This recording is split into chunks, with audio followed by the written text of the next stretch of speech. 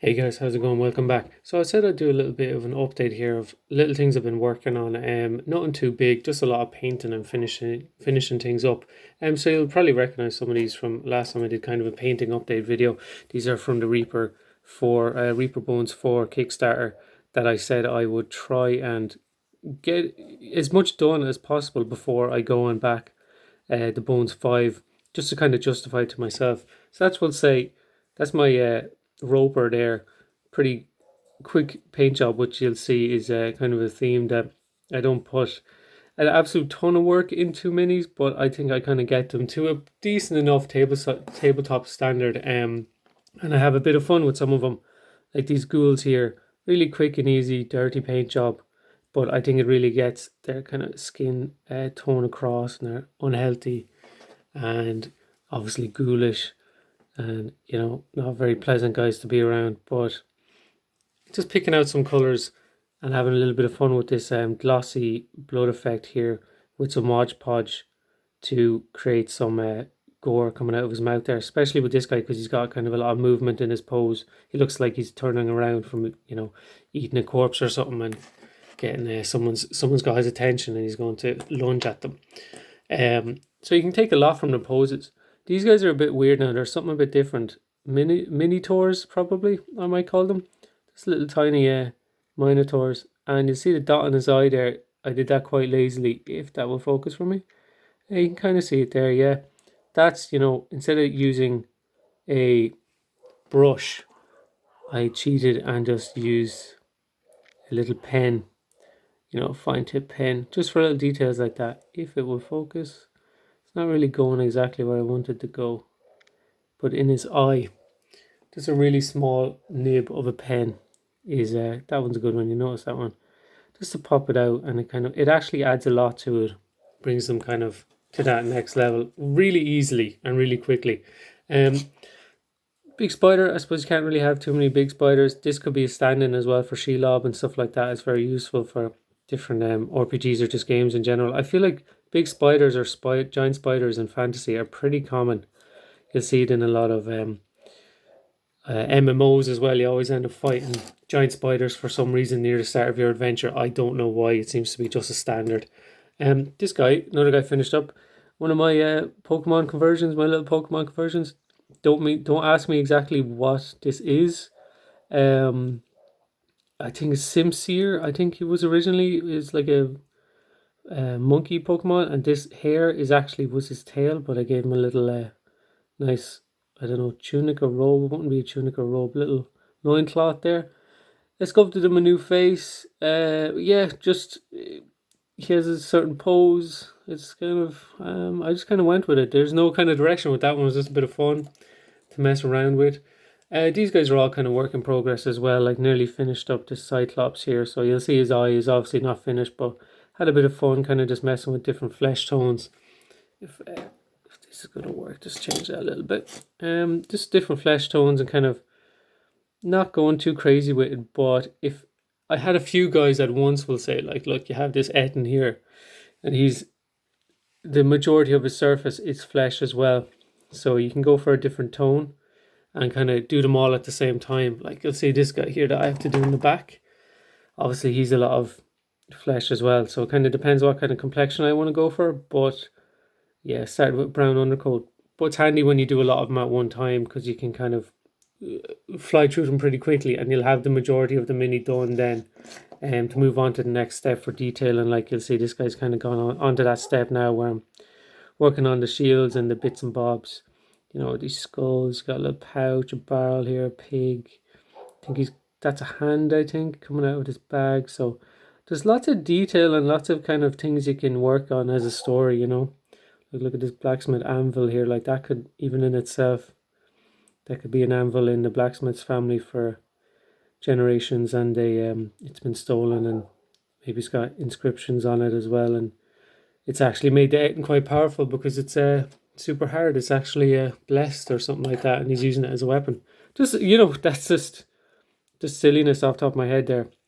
This guy, yeah, pretty dirty color scheme I went for this horror here.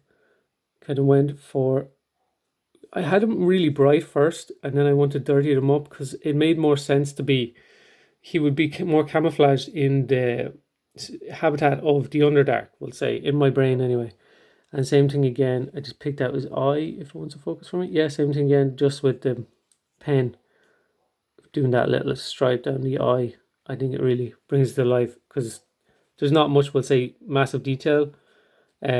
As in different bits and bobs, you can kind of go with the same color. Like if you could do this so many different ways, you could do the different armor plates in different colors. You know what I mean? You could really pick out all those little lumps and bumps, or do lovely shading or even non metallic metal on these blades here. These kind of bladed claws he has, but this is kind of quick and dirty, and that's the way I like it. So that's what I went for.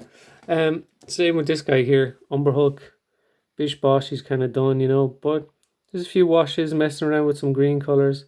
No real reason for the green. I didn't really look up any reference for that. The hook horror I had, because the purple is just not really a common color, we'll say, for monsters anyway. Not in my world anyway. But yeah, this guy's kind of very insectoid, even though he's got the 4 limbs. And he's not like, obviously, none of these have had a ton of time put into them, but to my standard, they're good to go. They're tabletop for sure. This guy, yeah, a lot of fun. Same thing again with the flesh. You can kind of pick it out. Slightly different tone. I think I added a small bit of purple into this, just to give it that different kind of tone and make him stand out again against the kind of ogre-y type guys and Ettins and Cyclopses.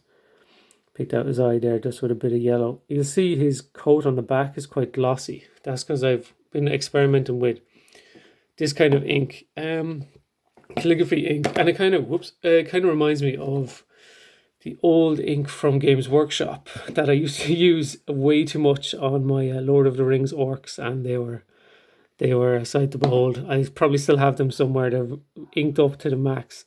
So I've got a blue and a sepia there, just a brown, and I think the brown is the most useful, but it does come out very, very glossy, as you can see. But I think, if you were to do it all over, it was kind of like a wet look. You could go for dirty, especially thinking this kind of rat guy here, this big rat ogre. But I think I might matte him up in the end, just to kind of bring it all together, because it looks like it stands out a bit much. Just for kind of work in progress again, coming up to Halloween, just messing around with this kind of stuff. These kind of figures here. What's this Bride of Frankenstein? This lady's, I'd say, just about done, to my standard, we'll say. I don't really know if I'm going to pick out her eyes or not, just because if I pick out the eyes on one mini and don't do it on the rest, it looks a bit weird. That, in my opinion, anyway. But yeah, she was quite fun just to pick out the different, obviously, body parts. So she has one person's arm and one person's torso and another person's leg and another arm and like even half the head here. Just slightly different skin tones, and even though they're blues and purples and stuff, it's a little bit comic booky or a little bit exaggerated, but I think that's fun. Same thing with Dracula here. Just this is obviously the kind of zenithal dry brush here, so if I wash that or do it with a dark blue, it should kind of shade down and be nice and look more like a bluey black, we'll say. That's the plan. And then I can maybe highlight this inner cloak with some brighter red and pick out the details here. Is nice cufflink or whatever this fluffy bit is. And he'll be good to go. And this is another one. Okay, I really should have done this one. I think this would be Dracula's lady, potentially. So like female vampire. Now you see, obviously this is just base coating, and it's me kind of doing multiple layers on this light color because it's on a base coat of black. So maybe that wasn't the smartest, but you have to start somewhere, and most of the model is kind of darker, and it'd probably be like a dark red corset and kind of maybe blue or red. I kind of had a brown here as an undercoat for the clothes, the roby part, so probably go with that. Messing around with some other things again. So this is me just trying to get through the Reaper 4 as much as I can, like I said, so I can justify putting some money down on Reaper, the Bones 5, which I will probably at least get the core set, and then I'll come back and I'll see if I want to get any expansions in that later on with the Pledge Manager. But I would say check it out. I think it's only got about 7 days left on it. I'll probably link it down below. But these guys, yeah, these are really chunky, like heroic scale, big knight guys. And what I did was, maybe if you can pick it up, I don't know if you'll be able to see it too well, is just adding a slight hint of other color paint into the metallic, just to give it another look. Now, it's not actually picking up too well on the phone, on the camera here, but this guy actually has a hint of, we'll say, it's kind of a red or a blue. I'd say it's more of a pinky. Yeah, it's more of a pinky hint to the metallics, just from adding a drop of red paint into the metallic itself. He's some kind of paladin. He seems to have like cockerels or roosters on his shield there. So I mean, this guy seems like a PC, all right, or some funky character. There's some reason why would he have cockerels on his shield? You know, that's the story in itself. But yeah, just to kind of add variation to him, like this guy's got a bit of, this guy's actually even more pink in a way. Just because I probably had it on a wet palette and I just wanted to make them a little bit different. And he's got a little bit of rust effect, we'll say, just with the brown wash that I might bring up around the rest of his armor. But that's the type of thing that would imply, you know, his armor isn't very well kept and that kind of thing. So it is something you kind of have to think about when you are painting them. It would make sense for like an undead or a revenant or something like that coming out of the ground, and his armor's all rusted up and dirty, so you can kind of go mad on the rust effects, you know. These guys I had in my last painting update video, and they're finished now, so I actually have finished something, which is, you know, rare enough. But yeah, these are quick and dirty, as you can see. This was some kind of wet palette experimenting. Between the dirty colors, you'll see there's colors that kind of are on all of them, just because they're a little bit of a speed paint in a way, which is really how I do most of my painting. Like you see details on their face there. Like, I'm not picking out eyes or anything, and I'm not really going in for a second round for, let's say, picking out highlights in, let's say, the brow or the cheekbones or the nose. I just don't really bother, is the thing. And you'll see he's kind of got a dirtier armor look as well. But these guys have so much character. Like, same thing with him.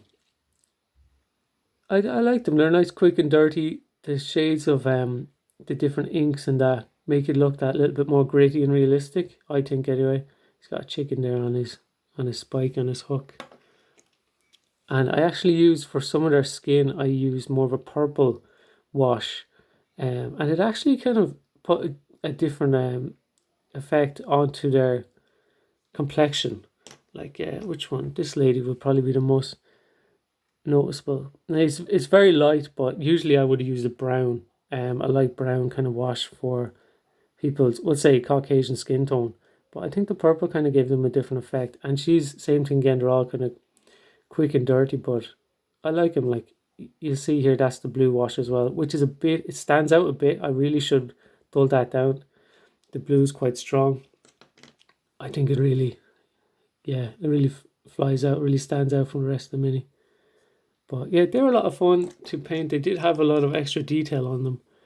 But I think, you know, I kind of flew through them and picked out little bits. Like, you could really go mad. You could, I'm sure there's pictures of these online that are absolutely beautiful, like, you know what I mean? But this is pretty ready to go in my eyes anyway. And these guys have so much character. Like, he's got a little box here. Like his grimace face. Yeah, there's so much character even in this guy. You can kind of, he reminds me straight away. I'm thinking his voice sounds like the guy, Tywin Lannister, I think that's his name. That actor, whatever his name is. But Tywin Lannister, you know Game of Thrones, you know the guy I'm on about. He looks like him. And this guy is pretty rough and ready as well, yeah. Just a lot of different rust and metallic effects on him. The blue, same again with the wash, really jumps out. Really jumps out, so I might dull that down. And you'll see, look, his face, like, that's really just one colour with a wash, and that's good to go.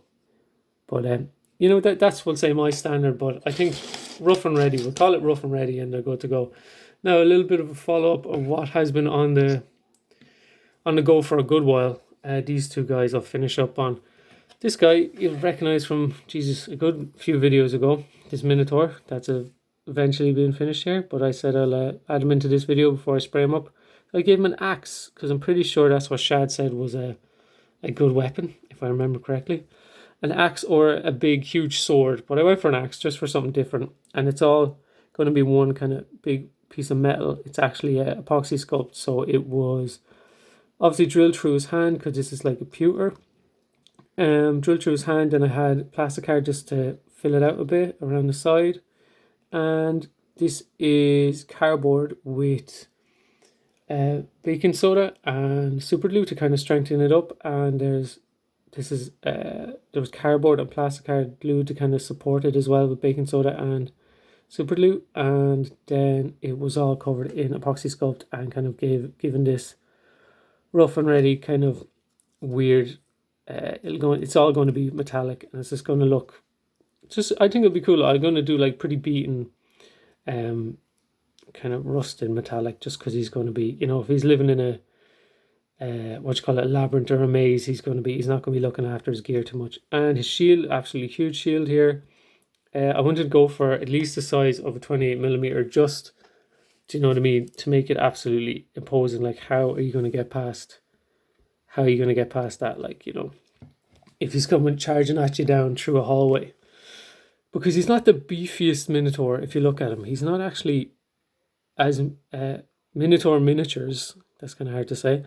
As they go, he's not the beefiest. And that's I didn't mean to make that pun of beef, but anyway, you'll see here how it's attached. What I actually did with that, I was kind of humming and hawing about how to attach the shield, and so obviously I drilled a hole and stuck it onto his arm there. But how to make sense out of it, we'll say. And what I did was, that's green stuff, and I actually left it to cure for a good while before I started working with it. So it wasn't, so I could kind of wrap it over and kind of attach it in there with some super glue, chop that bit off, and attach it in there, chop that bit off, and then kind of put some effects of texture in it, we'll say. Could have done potentially a better job, but it was kind of, I just wanted to get this guy done to an extent where I could throw some paint on him.